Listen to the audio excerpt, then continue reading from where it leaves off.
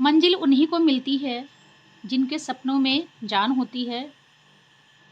पंख से कुछ नहीं होता, हौसलों से उड़ान होती है। तो हमें क्या करना है, अपने हौसलों को बुलंद रखना है, मतलब हमें मोटिवेट रहना है, मोटिवेट किसी भी कंडीशन में नहीं होना है। तो चलिए, आज का हमारा टॉपिक है इम्पॉर्टेंट लाइंस, जो एग्ज़ाम्स में कई बार पूछे जा चुके हैं। ठीक है, तो आज की फर्स्ट लाइन है, a thing of beauty is a joy forever. तो ये लाइन है एंडेमियन की बाई जॉन कीट्स, जिसको जॉन कीट्स ने लिखा है।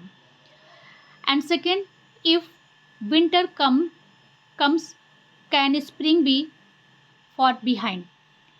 Odd to the west wind by PB. Shelley. ये ओड क्या है, ओड की बात जब भी आए तो हमेशा याद रखिएगा, ओड क्या होता है, प्रेज होता है। ठीक है ना, तो इन्होंने क्या किया, वेस्ट विंड की प्रेज इसमें करके लिखी है, क्योंकि वेस्ट विंड, अब किसकी, वेस्ट विंड भी हमारा एक वर्क है, उसको किसने लिखा है ये आप बताएंगे। आई थिंक ये सब ने पढ़ा है और सबको पता होगा। थर्ड है, आप कमेंट ज़रूर करिएगा, I wandered lonely as a cloud, this line is from which poem. तो ये लाइन जो है किस पोएम से ली गई है, ये है डैफोडिल्स, जो वर्ड्सवर्थ की इम्पॉर्टेंट पोएम्स में आती हैं, इसको वर्ड्सवर्थ ने लिखा है। Water water everywhere nor any drop to drink. इसमें ये किसकी लाइन है, ये लाइन है the rimes of ancient mariner by ST Coleridge. अब एस्ट्री कॉलरिज का पूरा नाम क्या है ये आप कमेंट करके बताएंगे। और देखिए एक चीज़ और इसके साथ में आप देखिए कि जो ये लिरिकल बैलेड आई थी 1798 में, जिसको किसने, एस्ट्री कॉलरिज ने और वर्ड्सवर्थ ने मिलके लिखा था। तो इसमें जो ये rhyme, the rhyme of ancient mariner है, ये लिरिकल बैलेड की ही फर्स्ट पोएम है। इसको आप माइंड में रखिएगा, एक साथ आपके कई क्वेश्चन तैयार होते चल रहे हैं। चलिए, अब 5 नंबर की लाइन है, टू बी और not to be that is the question. तो ये लाइन किसने बोला है, ये लाइन हैमलेट ने किस में बोला है, हैमलेट में बोला है। और यहाँ मैंने बाय मिस्टेक पहले मदर लिख दिया था, तो ये क्या है, हैमलेट में ये सोलोलिकी है हैमलेट की, ध्यान रखिएगा। ये भी कभी कभी पूछ लेता है कि ये किसी से बात कर रहे हैं या सोलोलिकी है। और ये भी हम अभी एक्ट वाइज भी बात करेंगे। ये एक्ट थर्ड,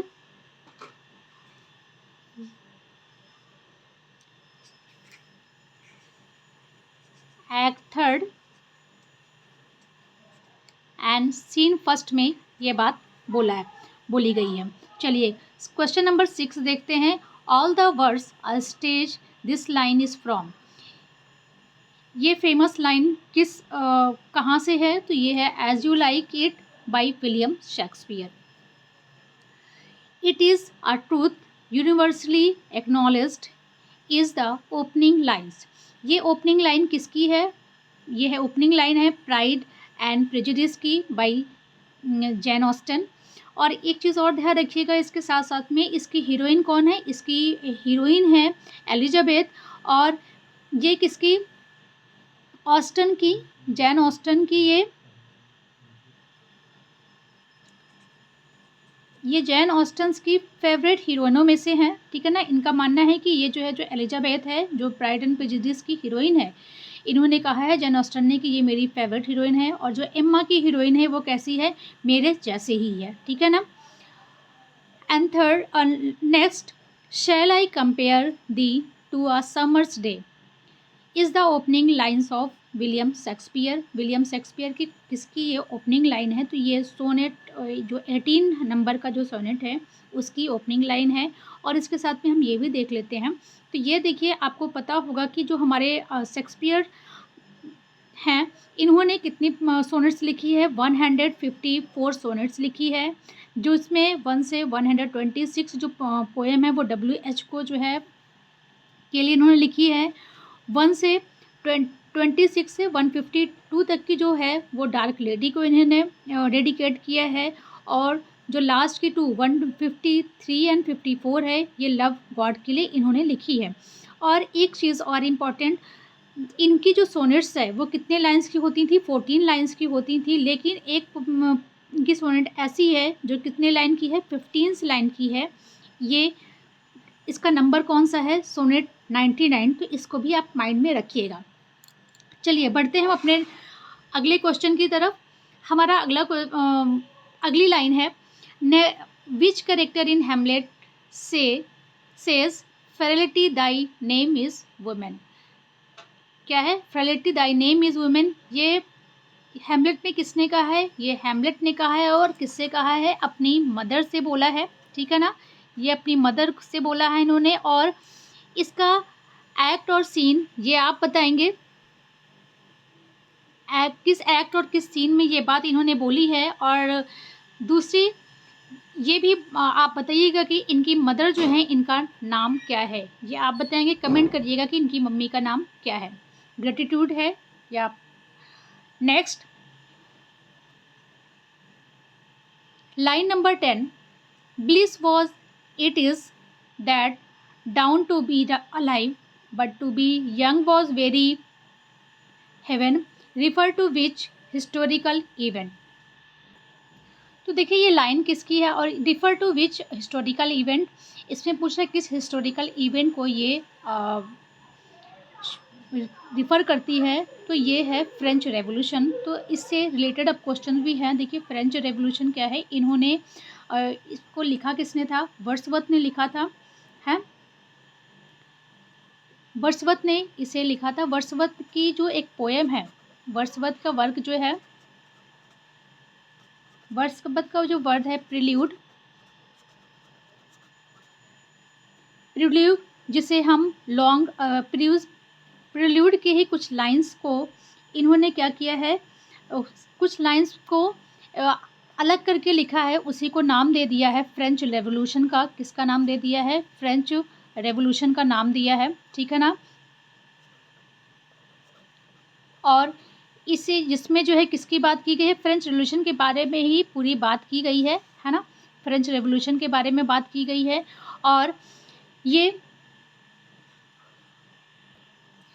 जो प्रिल्यूड है ये क्या है? लॉन्ग नरेटिव पोएम है, ठीक है ना। क्या है? लॉन्ग नरेटिव पोएम है, क्योंकि लॉन्ग है तभी तो इसका जो है कुछ पार्ट उठा के इन्होंने फ्रेंच रेवोल्यूशन लिख दिया था, जिसमें जो है फ्रेंच रेवोल्यूशन की इवेंट के बारे में डिस्क्राइब किया गया है। और प्रिल्यूड को दूसरे किस नाम से जाना जाता है? प्रिल्यूड को जो दूसरा नाम है इसको जो है स्पिरिचुअल,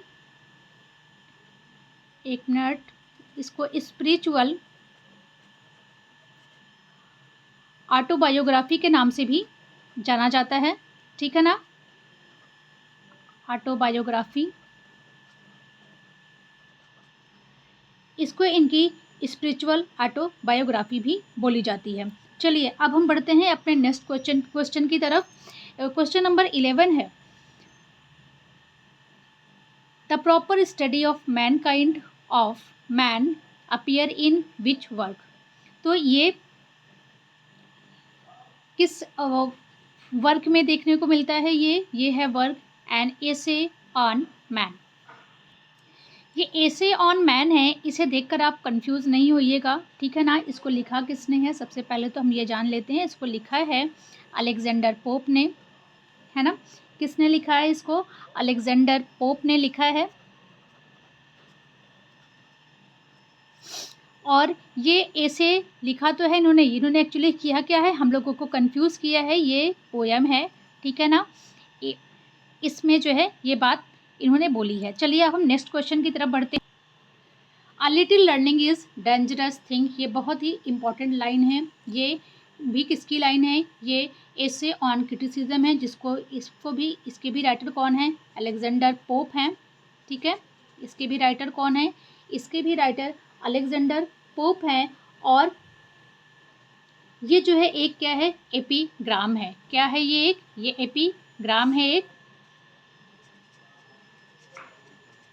अब एपीग्राम क्या है ये आपको पता होगा, नहीं पता है तो आप कमेंट करिएगा, इसकी भी मैं अलग से वीडियो अपलोड कर दूंगी। चलिए अब क्वेश्चन लाइन नंबर 13 की तरफ हम आते हैं। लाइन नंबर 13 में है, अप्रैल इज़ द क्रूएलेस्ट मंथ। ये किसकी ओपनिंग लाइन है? किस पोएम की?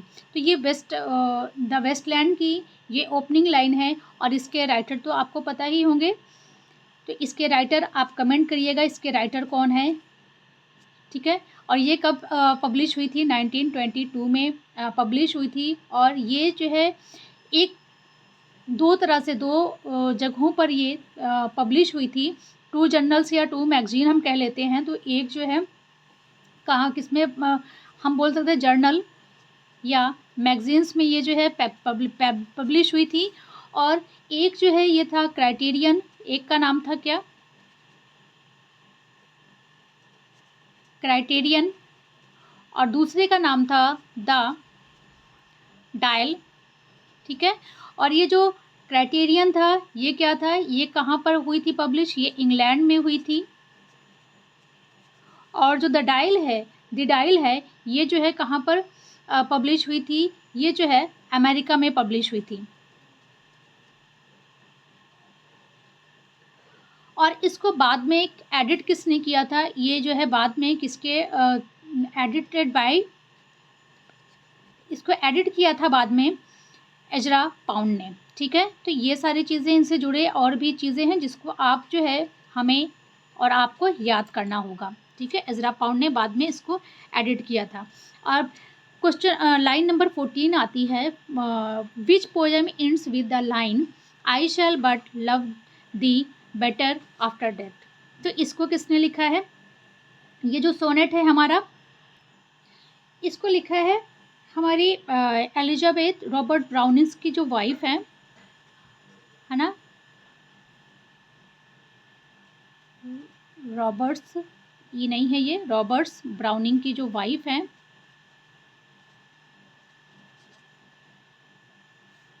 एक मिनट, रॉबर्ट ब्राउनिंग की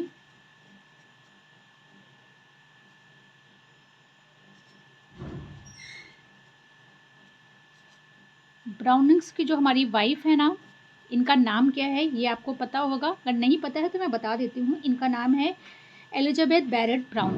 क्या नाम है इनका, एलिजाबेथ बैरेट ब्राउनिंग। इन्होंने इसको लिखा था।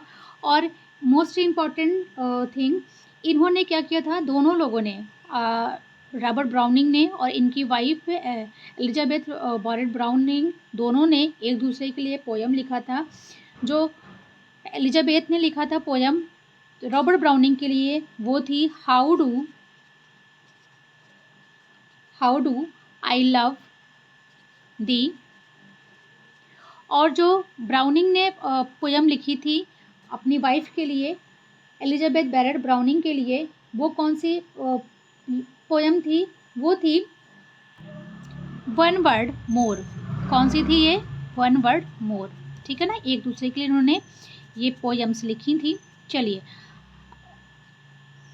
उनकी वाइफ ने how do I love the और रॉबर्ट ब्राउनिंग ने वन वर्ड मोर।